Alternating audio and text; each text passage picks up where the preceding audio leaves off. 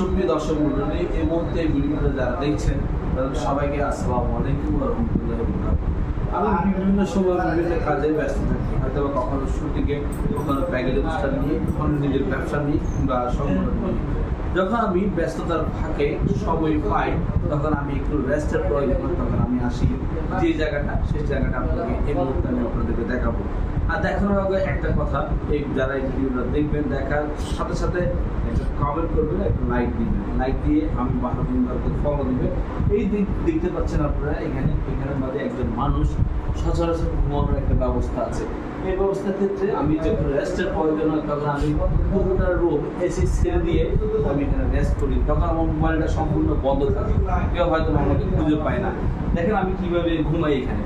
এই ঘুমাইটা হলো যে ঠিক কিভাবে আমি উঠার আগে একটু এইভাবে করে উঠি, আবার এভাবে আমি